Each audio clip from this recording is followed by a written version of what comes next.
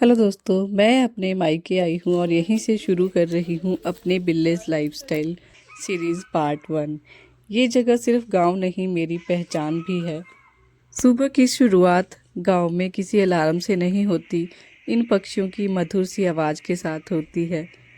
जब धुंध हवा में होती है और ठंड के बीच ये छोटी सी आग, ये हमारे पूरे घर को गर्माहट दे देती है। शहर में तो हीटर होते हैं, पर गांव में आग ही सब कुछ होती है। पानी गर्म होता रहता है, नहाने के लिए नेचुरल वाटर, और साथ के साथ यहाँ पर अभी धूप निकलना और बाहर की साफ सफाई का काम भी शुरू हो जाता है। जैसे ही थोड़ा सा धूप निकलने लगती है, गांव की ज़िंदगी धीरे धीरे जागने लगती है। छोटे छोटे काम जो हैं वो घर के स्टार्ट हो जाते हैं। घर के अंदर तो बनता है खाना और बाहर चलता है कुछ आंगन की सफाई का कार्यक्रम। कुछ इस तरह से धीरे धीरे करके हम बाहर आने लगते हैं, घर से निकलने लगते हैं, क्योंकि धूप भी आ रही है और यहाँ पर पशुओं का भी छोटा मोटा काम जो है वो स्टार्ट हो जाता है। सभी अपने अपने काम में बिजी हैं, कुछ लोग पूजा कर रहे हैं, कुछ खाना बना रहे होते हैं। हर एक मेंबर्स का अलग अलग काम है, अपना अपना काम जो है वो सभी करते रहते हैं। सुबह सुबह कोई डिस्टरबेंस नहीं, एकदम सुकून और शांति के साथ अपना काम चलता रहता है। तो पूजा वगैरह खाना वगैरह खाने के बाद पशुओं का काम भी शुरू हो जाता है। यहाँ पर पशु जो हैं वो सिर्फ जानवर नहीं, परिवार का हिस्सा होते हैं। उनकी सेवा में ही दिन की पहली मेहनत होती है। तो कुछ इस तरह से पानी की टंकी रखी है, टंकी के ऊपर लगाया है ढक्कन, ढक्कन में लगाए हैं कुछ कांटे ताकि बंदर वगैरह ढक्कन खोल के पानी जूठा ना कर दें। और यहाँ पर कुछ इस तरह से देखिए, इनके लिए हरी घास, ठंडा पानी और पशुओं की आंखों में शांति। गांव का रिश्ता प्रकृति से बिना बोले ही जुड़ा रहता है। कुछ इस तरह से अभी दोपहर का टाइम है, पूरा दिन इस तरह से काम जो है वो चलता रहता है पशुओं के साथ। तो इनकी केयर करना भी उतनी ही ज़रूरी है जितना हम अपने बच्चों की करते हैं। ये हमारी भैंस का बच्चा है, इसको अभी की जा रही है कंघी, क्योंकि इसको गर्म पानी से नहलाकर अभी यहाँ पर धूप में बांध दिया है। और दूसरी तरफ मम्मी लगे हैं भैंस को नहलाने में। इनको नहलाने के लिए भी गर्म पानी का यूज़ किया जाता है। और अभी धीरे धीरे शाम भी हो रही है, घास की जो कटाई है उसका काम भी ख़त्म हो गया। और इस तरफ देखिए, ये अभी घास जो है वो बनाया जाएगा पशुओं के लिए।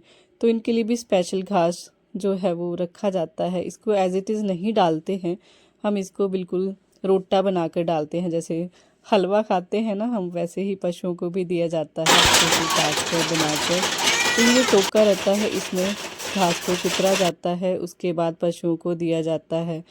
तो आप इस टोके को रिलेट कर सकते हैं, जैसे हम साग वगैरह को कुतरने के लिए छोटे टोके का यूज़ करते हैं ना, उसी तरह से बड़े साइज़ का टोका रहता है।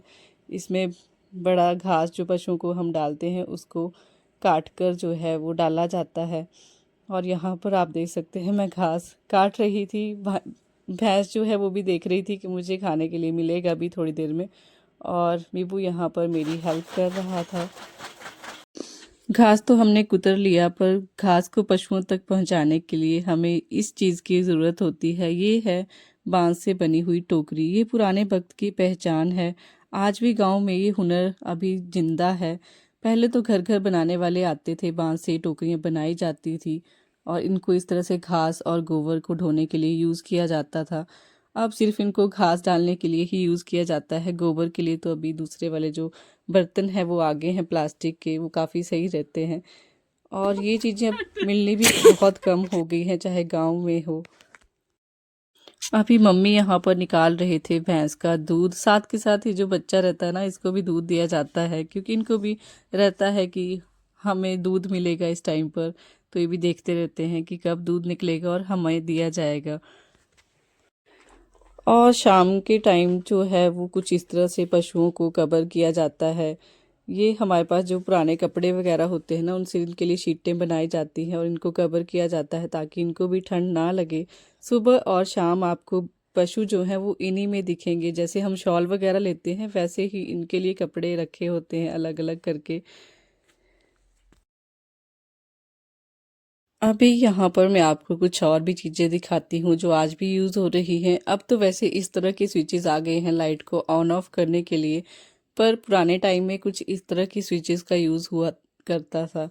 घरों में भी और बाहर भी इस तरह के स्विच लगाए जाते थे। और साथ के साथ ये जो आप हैंगर देख रहे हैं, ये लकड़ी से बना है, मतलब बांस का टुकड़ा है।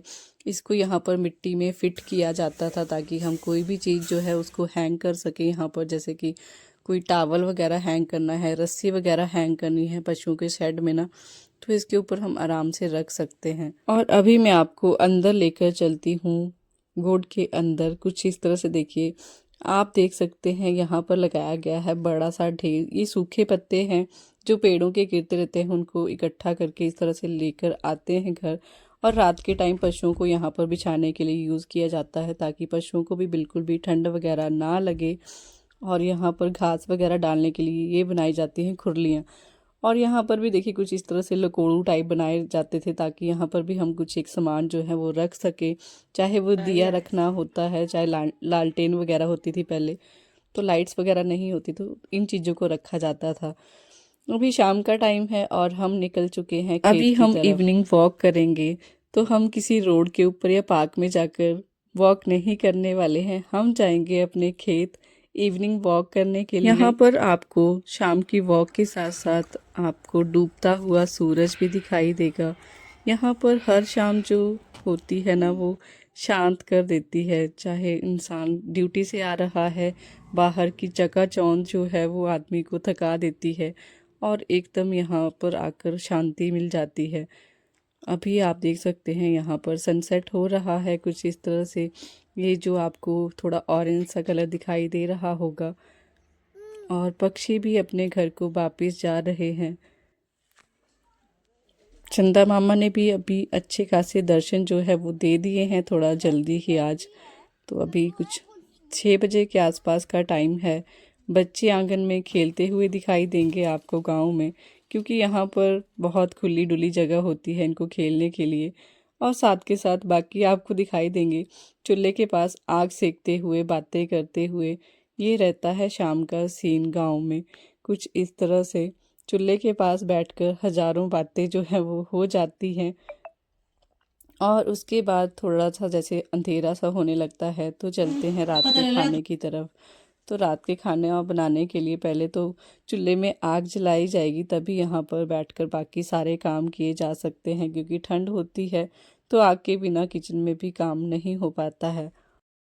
रात की ठंड में चूल्हे की आग और गर्मा गर्म रोटी, इस स्वाद में सिर्फ भूख नहीं पूरा दिन बसा होता है। ये थी हमारे गांव की एक पूरी सुबह से रात तक की कहानी। गांव की ज़िंदगी बहुत सिंपल होती है। अगर आपको ये सफ़र अच्छा लगा तो मिलते हैं बिल्लिस लाइफस्टाइल पार्ट 2 में।